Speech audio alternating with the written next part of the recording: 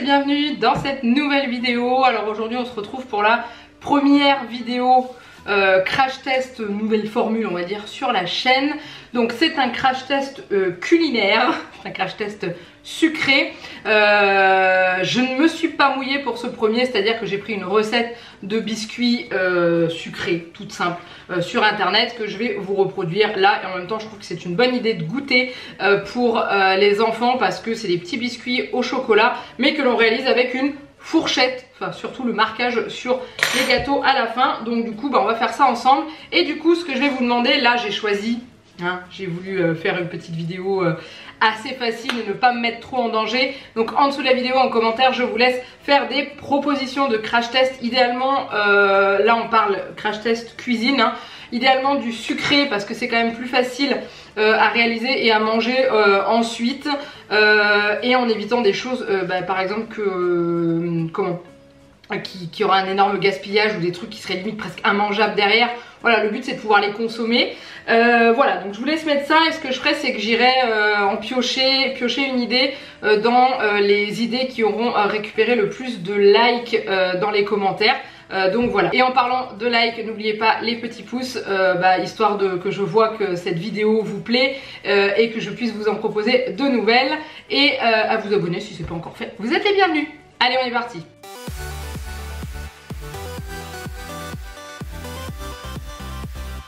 Alors donc je vous ai dit, j'ai pris quelque chose de facile et tout. J'ai imprimé la recette parce qu'en fait mon téléphone sert à filmer ce que vous voyez sur le plan de travail. Donc du coup j'ai pas mon téléphone pour pouvoir avoir mon anti-sèche de recettes. C'est donc les recettes des biscuits au chocolat à la fourchette de Anne-Sophie, du meilleur pâtissier. Vous la connaissez tous je pense. Et j'ai tapé biscuits chocolat sur Google et c'est la première recette qui m'est tombée sous la main. Donc du coup je l'ai pris. Donc maintenant on est parti avec les ingrédients. Alors pour les ingrédients vous aurez besoin de 110 g de beurre pommade. Alors il faut que je vous l'avoue, il n'était pas pommade le mien, donc je l'ai un peu mis au micro-ondes mais un tout petit peu trop longtemps. Donc du coup il est un tout petit peu liquide à des endroits. J'espère que ça posera pas trop de problèmes dans la recette, on verra bien. Ensuite vous aurez besoin de 50 g de sucre. Il vous faudra également une demi-cuillère à café de vanille liquide. Elle mettait vanille liquide, donc du coup j'ai pris ça parce que j'ai ça à la maison. Il faudra aussi 110 g de farine. Dans la farine j'ai rajouté la cuillère à café de levure chimique qu'il fallait aussi, voilà, je l'ai mis juste au dessus, vous le verrez ici, ce qui est un petit peu plus blanc en fait. Il vous faudra aussi 20 g de cacao en poudre amère, donc non sucré, et une poignée, non pas une poignée, une pincée de sel. Si vous mettez une poignée ça sera immangeable. Vous aurez besoin d'un petit cul de poule, saladier, bol, ce que vous avez chez vous. Et j'ai choisi de faire la recette uniquement avec un batteur à main parce qu'elle dit que c'est faisable avec un robot de cuisine, un peu comme j'ai le mien. Mais j'ai décidé de prendre celui-ci parce que comme ça c'est pour montrer aussi que la recette elle est accessible à tout le monde. Du moins j'espère que je vais pas trop galérer avec ça. Voilà, donc on est parti avec cette recette, c'est parti. Donc déjà, je lis sur ma feuille, préchauffer le four à 180. Alors moi je le fais jamais parce que je mets toujours une plombe à faire les recettes et du coup mon four il est beaucoup trop chaud parfois, enfin non il est pas beaucoup trop chaud mais il tourne pour rien, et comme j'ai un four à chaleur tournante en général il chauffe beaucoup plus vite. Ce que je vous ai pas dit aussi c'est que j'ai pris une plaque en silicone pour pouvoir mettre mes petits gâteaux avec la plaque de four qui est à côté. Il y a quelques personnes qui parfois me demandent où est-ce que j'ai trouvé cette plaque. Alors celle-ci elle vient de Boulanger, c'est une Essentiel B, voilà, et mais on en trouve partout, enfin clairement vous en trouvez partout. Alors on y va. Dans le bol d'un robot pâtissier ou dans un saladier, à l'aide d'un batteur à main, fouettez le beurre, le sucre et la vanille jusqu'à ce que le mélange blanchisse. Bon, on va savoir tout de suite si mon histoire de beurre ça ira.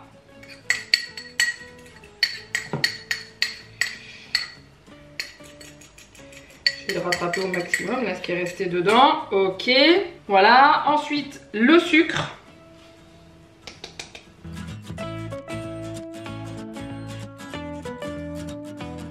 Et la vanille, donc c'est une demi-cuillère à café de vanille liquide. Une demi,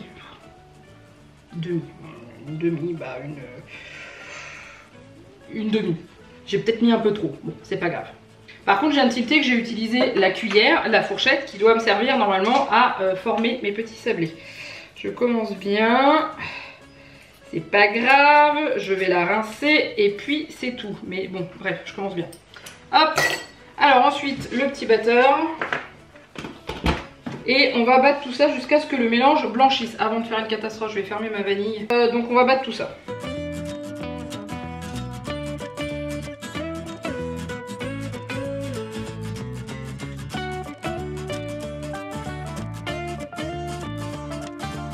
Donc il y a marqué jusqu'à ce que le mélange blanchisse. Pour moi c'est blanc. Il y a du beurre plein de trucs. Je vais essayer de les rattraper un peu. Je sais pas si on a besoin encore... Ah si, on a besoin du batteur encore. Donc du coup je vais le laisser comme ça. Hop.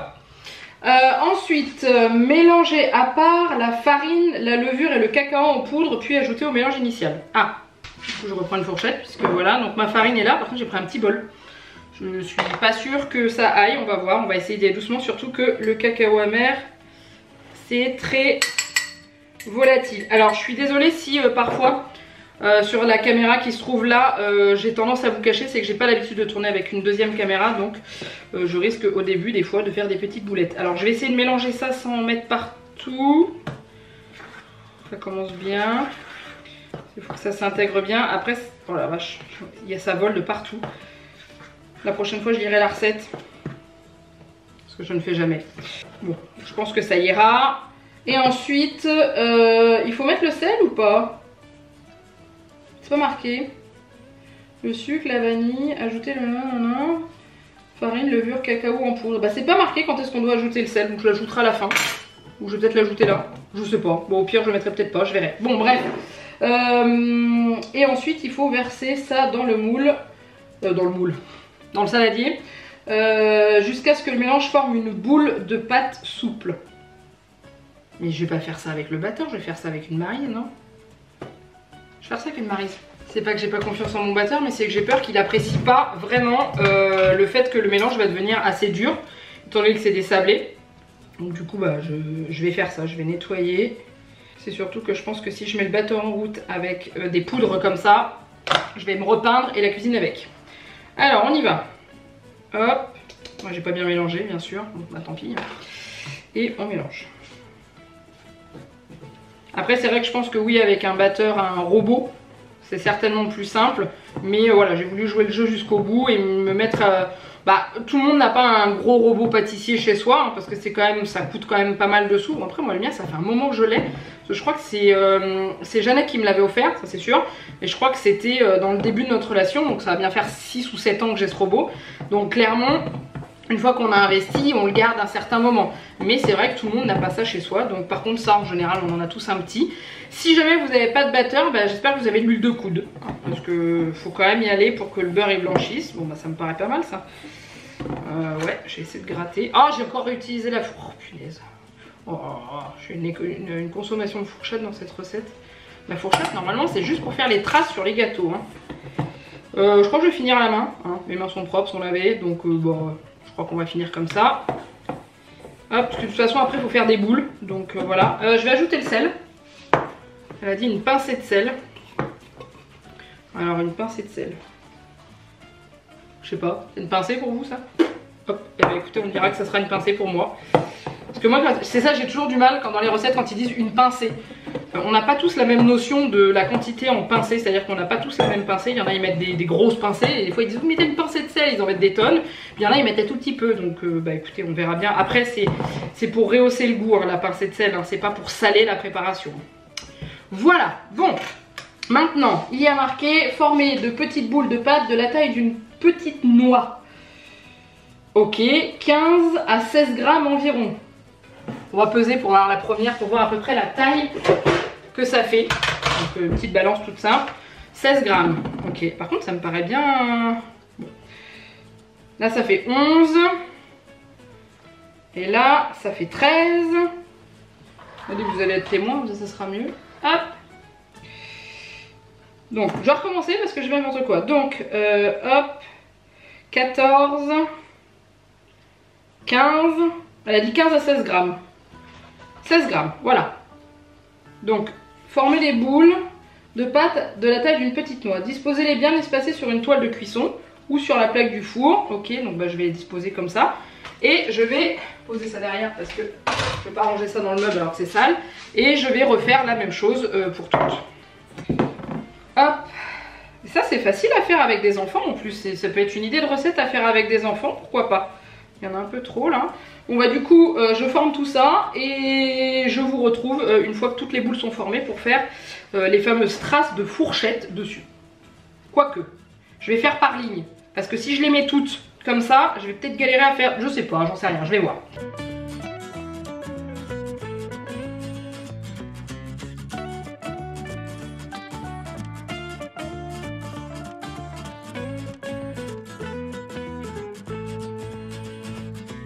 Bon, je vais déjà faire les traces de fourchette sur la partie, c'est pour voir l'espacement en fait. Donc en gros, il y a marqué aplatissez légèrement les boules de pâte à l'aide d'une fourchette. Donc, je prends ma fourchette qui a de la pâte déjà formée dessus et j'aplatis avec la fourchette. Ok. D'accord, bah, c'est tout simple en fait. Ouais, donc bah je confirme à faire avec des enfants.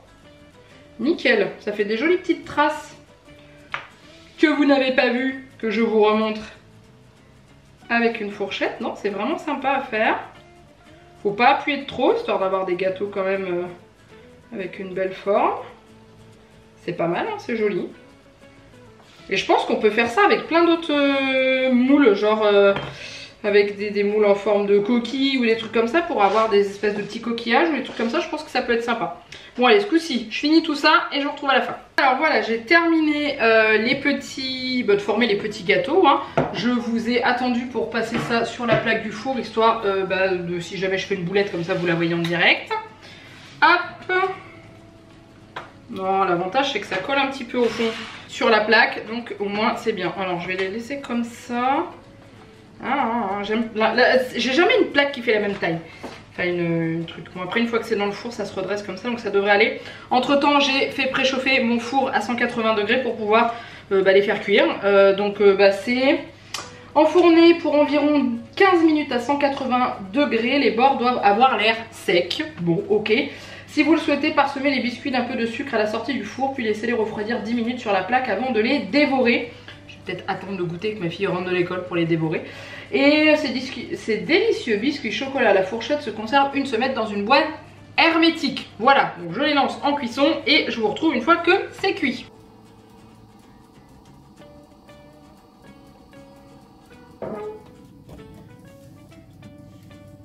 Et voilà, la cuisson est terminée. Alors ce que j'ai fait, c'est que je les ai sortis du four, je les ai laissés refroidir avant de vous reprendre pour pouvoir les goûter avec vous et vous dire ce que j'en pense, parce que le but c'est aussi de vous dire si c'est bon ou pas. Et du coup, voilà ce que ça donne une fois cuits. Hein. Ils sont bien beaux, ils ont l'air d'être croustillants. Donc quand je les ai sortis du four, ils étaient mous. Donc c'est pour ça que je les ai laissés refroidir pour pouvoir après les goûter. Donc là j'en ai un tout petit, donc je vais goûter le tout petit.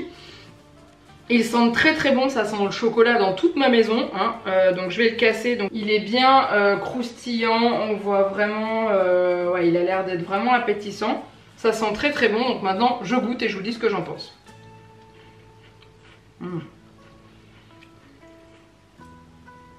Un délice. Ils sont, comment vous dire, légers, aérés. De toute façon quand j'ai fait les boules de pâte à la main, je sentais que la pâte était... comment dire, toute légère, toute fluffy un peu, vous savez, comme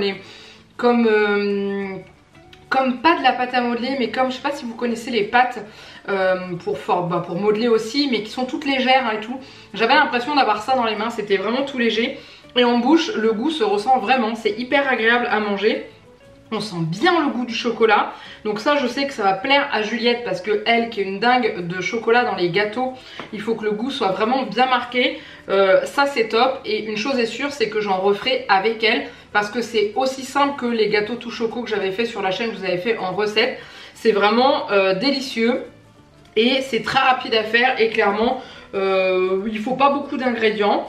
Et vous n'avez pas besoin de beaucoup de matériel, donc je suis convaincue par cette recette et je vais manger le dernier bout. En fait, quand vous mettez ça dans votre bouche, vous pouvez l'écraser avec votre langue tellement que c'est léger.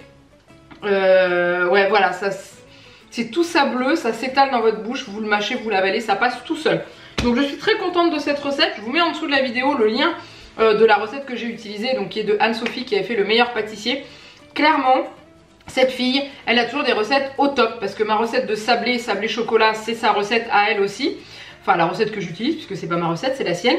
Celle-ci, j'utilise, j'ai déjà fait d'autres recettes d'elle et tout, et j'aimais beaucoup. Donc je suis contente. Donc je pense que je vais aller continuer à me balader sur son blog, histoire de repérer d'autres petites recettes qui pourraient être assez sympathiques à faire, ne serait-ce que pour nous, et ensuite vous pourrez vous les faire découvrir en vidéo si vous voulez. Voilà, donc du coup, bilan de ce premier crash test, ok, très facile, lequel je ne me suis pas mouillée, je suis très contente. Donc maintenant, n'oubliez pas, en dessous de la vidéo, en commentaire, allez-y, proposez-moi des crash tests sucrés, des recettes que vous aurez vues sur des vidéos, sur ces TikTok, souvent on retrouve, alors moi je ne suis pas du tout abonnée à TikTok, j'adhère pas à ce réseau-là, mais voilà, n'hésitez pas à me dire, bah voilà, moi j'ai vu ça, j'aimerais bien que tu l'essayes, ça a l'air d'être facile en vidéo, mais est-ce que ça l'est vraiment? C'est sur... je vois passer pas mal de vidéos comme ça sur Chef Club, je crois. Je crois que ça s'appelle comme ça, et il y a pas mal de recettes des fois qui ont attiré mon attention. Je me suis dit, il faudrait peut-être que j'essaye pour voir si c'est vraiment aussi simple qu'il en a l'air, ou c'est super méga dur et que c'est coupé dans la vidéo pour pas qu'on voit les passages où il galère. Ce qui est l'inverse de mes vidéos où vous pouvez voir les passages où je galère. Là clairement j'ai pas galéré, non, je l'avoue, je n'ai pas galéré.